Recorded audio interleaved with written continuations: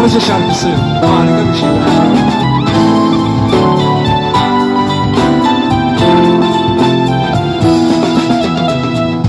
Gönlüme bir ateş düştü.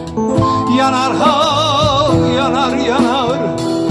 Umut gönlümün ekmeği. Umar ha, umar umar. Elleri ak, yumuk yumuk. Ojeli tırnakları nerelere gizlesin şu avucun nasırlar. Otomobili tamire geldi dün bizim tamirhaneye. Görür görmez vurularak başladım ben sevmeye. Ayağında uzun etek, dalga dalga saçları. Ustam seslendi uzaktan, oğlum al takım var. Ustam seslendi uzaktan, oğlum al takım var.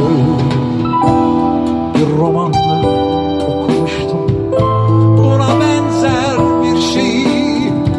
Cildi parlak, kağıt kaplı, pahalı bir kitaptı.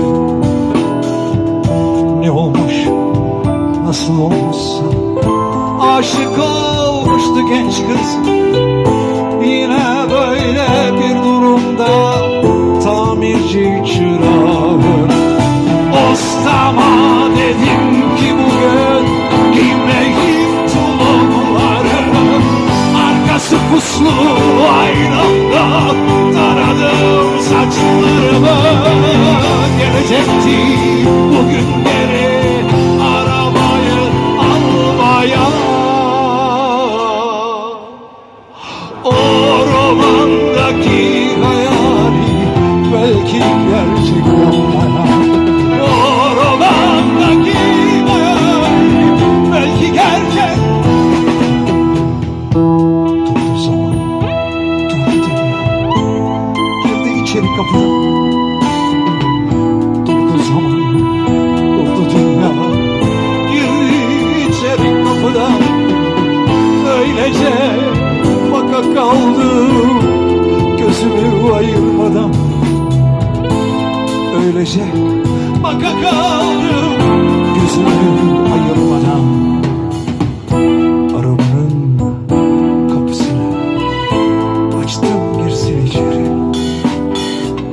Arabanın kapısını açtım girsin içeri.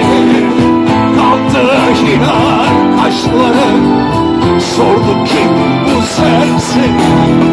Kalktı gitti, sordu kim bu serseri. Çekti gitti arabayla, egzozuna vurdu. Gözümde tomurcuk yaşlar ağır ağır doğruldu. Ustam geldi, sırtıma vurdu, unut dedi romanları. İşçisin sen, işçi kal, gidedi tulumlar. İşçisin sen, işçi kal, gidedi tulumlar. İşçisin sen, işçi kal, gidedi tulumlar. İşçisin sen, işçi kal, gidedi tulumlara.